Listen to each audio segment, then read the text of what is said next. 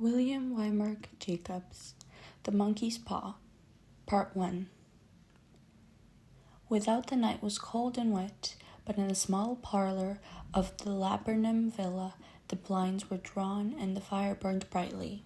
Father and son were at chess, the former who possessed ideas about the game invoking radical changes, putting his king into such sharp and unnecessary perils that it even provoked comment from the white-haired old lady kneeling placidly by the fire. "Hark at the wind," said Mr. White, who, having seen a fatal mistake after it was too late, was amiably desirous of preventing his son from seeing it. "I'm listening," said the latter, grimly surveying the board as he stretched out his hand. "Check." "I should hardly think that he'd come tonight," said his father, with his hand poised over the board. "Mate," replied the son. "That's the worst of living so far out," bawled Mr. White, with sudden and unlooked-for violence. "Of all the beastly, slushy, out-of-the-way places to live in, this is the worst. Pathway's a bog, and the road's a torrent. I don't know what people are thinking about. I suppose because only 2 houses on the road are let, they think it doesn't matter."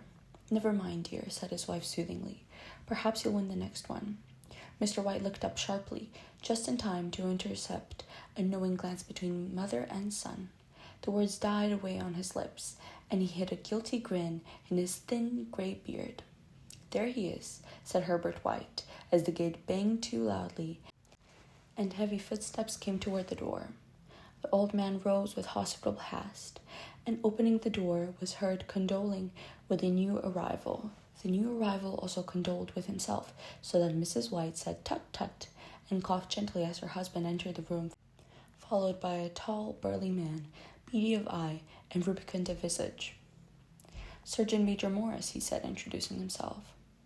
The surgeon major shook hands, and taking the proffered seat by the fire, watched contentedly while his host got out whiskey and tumblers and stood a small copper kettle on the fire. At the 3rd glass his eyes got brighter, and he began to talk, the little family circle regarding with eager interest this visitor from distant parts, as he squared his broad shoulders in the chair and spoke of strange scenes and doughty deeds, of wars and plagues and strange peoples. 21 years of it," said Mr. White, nodding at his wife and son. "When he went away, he was a slip of a youth in the warehouse. Now look at him." "He doesn't look to have taken much harm," said Miss White politely. "I'd like to go to India myself," said the old man. "Just to look around a bit, you know." "Better where you are," said the surgeon major, shaking his head. He put down the empty glass, and sighing softly, shook it again. "I should like to see those old temples and fakirs and jugglers," said the old man. "What was you started telling me about the other day, about a monkey's paw or something, Morris?" "Nothing," said the soldier hastily. "Leastways, nothing worth hearing." "Monkey's paw?" said Miss White curiously. "Well, it's just a bit of what you might call magic, perhaps," said the surgeon major offhandedly. His 3 listeners leaned forward eagerly. The visitor absent-mindedly put his empty glass to his lips and then set it down again. The host filled it for him. "To look at," said the surgeon major, fumbling in his pocket, "it's just an ordinary little paw, tried to a mummy."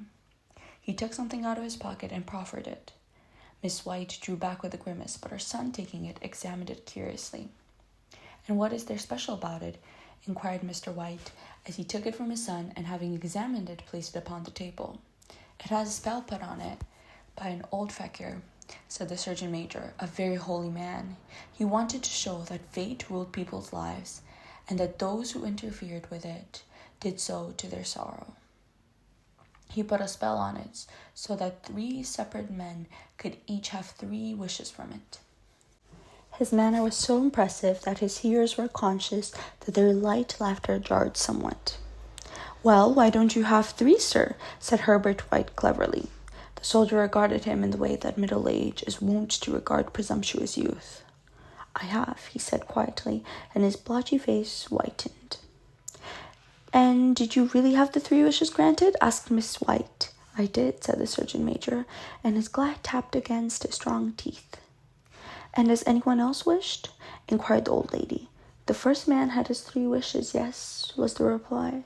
"I don't know what the first 2 were, but the 3rd was for death." "And that's how I got the paw." His tones were so grave that a hush fell upon the group.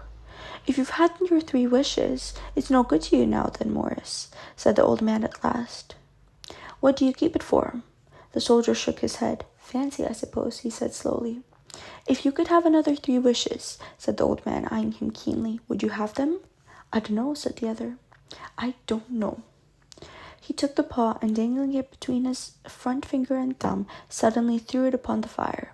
White, with a slight cry, stooped down and snatched it off. "Better let it burn," said the soldier solemnly. "If you don't want it, Morris," said the old man, "give it to me." "I won't," said his friend doggedly. "I threw it on the fire. If you keep it, don't blame me for what happens. Pitch it on the fire again, like a sensible man." The other shook his head and examined his new possession closely. "How do you do it?" he inquired. "Hold it up in your right hand and wish out loud," said the surgeon major, "but I warn you of the consequences." "Sounds like the Arabian Nights," said Miss White, as she rose and began to set the supper. "Don't you think you might wish for 4 pairs of hands for me?" Her husband drew the talisman from his pocket, and then all 3 burst into laughter as Surgeon Major, with a look of alarm on his face, caught him by the arm. "If you must wish," he said gruffly, "wish for something sensible." Mr. White dropped it back into his pocket and, placing chairs, motioned his friend to the table. In the business of supper, the talisman was partly forgotten, and afterward the 3 sat listening in an enthralled fashion to his second installment of the soldier's adventures in India. "If the tale about the monkey paw is not more truthful than those he has been telling us," said Herbert, as the door closed behind their guest, just in time for him to catch the last train, "we shan't make much out of it." "Did you give him anything for it, father?" inquired Mrs. White, regarding her husband closely.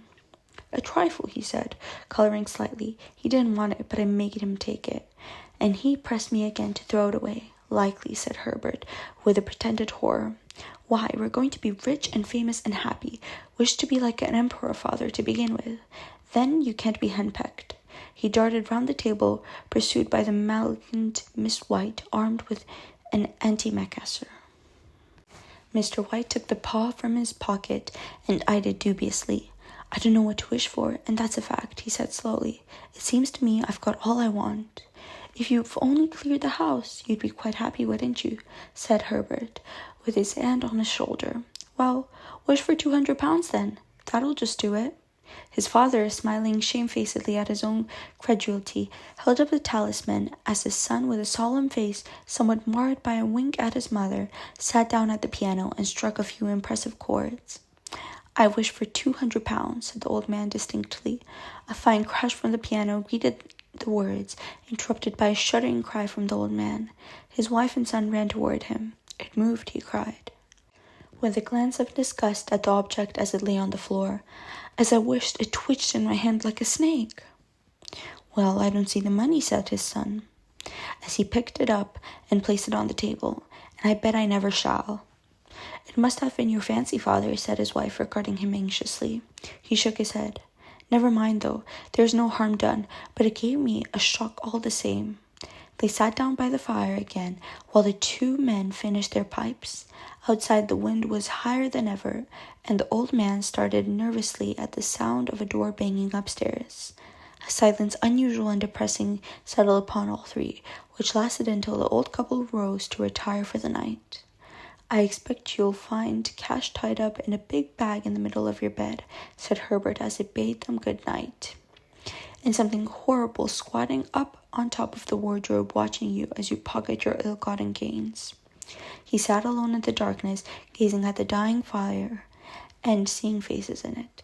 The last face was so horrible and so simian that he gazed at it in amazement. It got so vivid that with a little uneasy laugh, he felt on the table for a glass containing a little water to throw over it. His hand grasped the monkey's paw, and with a little shiver, he wiped his hand on his coat and went up to bed. Part 2. In the brightness of the wintry sun next morning, as it streamed over the breakfast table, Herbert laughed at his fears. There was an air of prosaic wholesomeness about the room which it had lacked on the previous night, and the dirty, shriveled little paw was patched on the sideboard with a carelessness which betokened no great belief in its virtues. "I suppose old soldiers are the same," said Miss White, The idea of our listening to such nonsense! How could wishes be granted in these days? If they could, how could 200 pounds hurt you, father? Might drop on his head from the sky, said the frivolous Herbert. Morris said the things happened so naturally, said his father, that you might, if you so wished, attribute it to coincidence. Well, don't break into the money before I come back, said Herbert as he rose from the table. I'm afraid it will turn you into a mean, avaricious man, and we shall have to disown you. His mother laughed, and following him to the door, watched him down the road, and returning to the breakfast table, was very happy at the expense of her husband's credulity.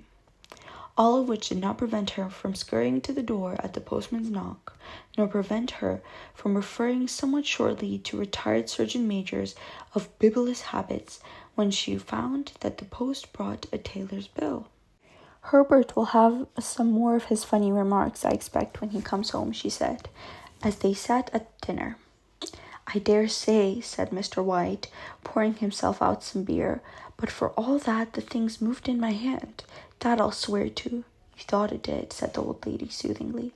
I said it did, replied the other. There was no thought about it. I had just, what's the matter?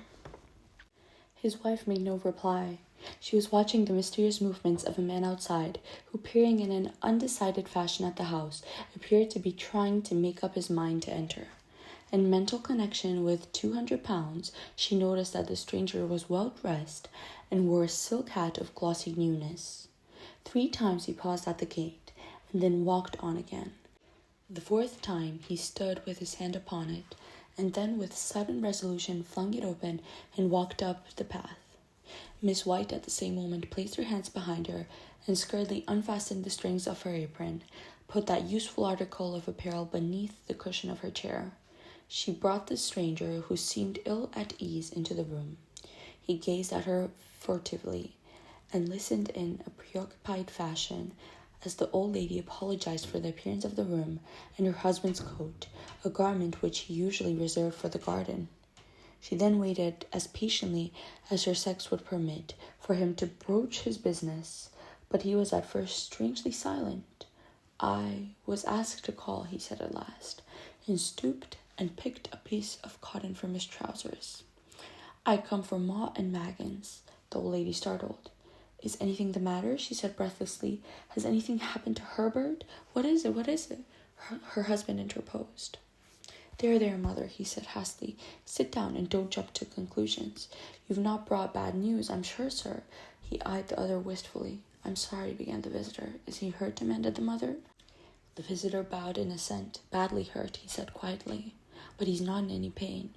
Oh, thank God, said the old woman, clasping her hands. Thank God for that. She broke off suddenly as the sinister meaning of the assurance dawned upon her, and she saw the awful confirmation of her fears on the other's averted face. She caught her breath, and turning her slower-witted husband, laid her trembling old hands upon his. There was a long silence. He was caught in the machinery, said the visitor at length, in a low voice. Caught in the machinery, repeated Mr. White, in a dazed fashion. Yes. He sat staring blankly out of the window, and taking his wife's hand between his own, pressed it, as he had been wont to do in their house-courting days nearly 40 years before. He was the only one left to us, he said, turning gently to the visitor. It is hard.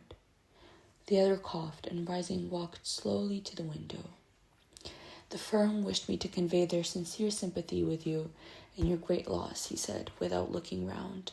I beg that you will understand I am only their servant, and merely obeying orders. There was no reply. The old woman's face was white, her eyes staring, and her breath inaudible. On the husband's face was a look such as his friend, the sergeant, might have carried into his first action. I was to say that Ma and Maggins disclaim all responsibility, continued the other. They admit no liability at all, but in consideration of your son's services, they wish to present you with a certain sum as compensation. Mr. White dropped his wife's hand, and rising to his feet, gazed with a look of horror at the visitor. His dry lips shaped the words, how much? 200 pounds was the answer. Unconscious of his wife's shriek, the old man smiled faintly, put out his hand like a sightless man, and dropped, a senseless heap to the floor. Part 3. In the huge new cemetery, some 2 miles distant, the old people buried their dead and came back to a house steeped in shadow and silence. It was all over so quickly that at first they could hardly realize it, and remained in a state of expectation as though of something else to happen, something else which was to lighten this load, too heavy for old hearts to bear. But days passed, and expectation gave place to resignation, the hopeless resignation of the old, sometimes miscalled apathy. Sometimes they hardly exchanged a word, for now they had nothing to talk about, and their days were long to weariness. It was about a week after that the old man, walking suddenly in the night, stretched out his hand and found himself alone. The room was in darkness, and the sound of subdued weeping came from the window. He raised himself in bed and listened. "Come back," he said tenderly. "You will be cold." "It is colder for my son," said the old woman, and wept afresh. The sound of her sobs died away on his ears. The bed was warm, and his eyes heavy with sleep. He dozed fitfully, and then slept until a sudden wild cry from his wife awoke him with a start. "The paw," she cried wildly. "The monkey's paw." He started up in alarm. Where is it? What's the matter?" She came stumbling across the room toward him. "I want it," she said quietly. "You've not destroyed it?" "It's in the parlor, on the bracket," he replied, marveling. "Why?" She cried and laughed together, and bending over, kissed his cheek. "I only just thought of it," she said hysterically. "Why didn't I think of it before?" "Why didn't you think of it?" "Think of what?" he questioned. "The other 2 wishes," she replied rapidly. "We've only had 1. "Was that not enough?" he demanded fiercely. "No," she cried triumphantly. "We'll have 1 more. Go down and get it quickly, and wish our boy alive again." The man sat up in bed and flung the bedclothes from his quaking limbs. "Good God, you are mad!" he cried aghast. "Get it," she panted. "Get it quickly and wish. Oh, my boy, my boy!" Her husband struck a match and lit the candle. "Get back in bed," he said unsteadily. "You don't know what you're saying." "We had the first wish granted," said the old woman feverishly. "Why not the second?" "A coincidence," stammered the old man. "Go and get it and wish," cried the old woman, quivering with excitement. The old man turned and regarded her, but his voice shook. "He has been dead 10 days, and besides, I would not tell you else, but I could only recognize him by his clothing. If he was too terrible for you to see then, how now? Bring him back," cried the old woman, and dragged him toward the door. "Do you think I fear the child I have nursed?" He went down in the darkness and felt his way to the parlor, and then to the mantelpiece. The talisman was in its place, and a horrible fear that the unspoken wish might bring his mutilated son before him ere he could escape from the room seized upon him, and he caught his breath as he found that he had lost the direction of the door.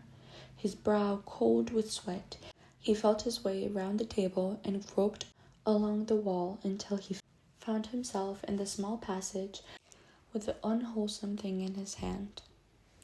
Even his wife's face seemed changed as he entered the room. It was white and expectant, and to his fears seemed to have an unnatural look upon it. He was afraid of her. "Wish," she cried with a strong voice. "It is foolish and wicked," he faltered. "Wish," repeated his wife. He raised his hand.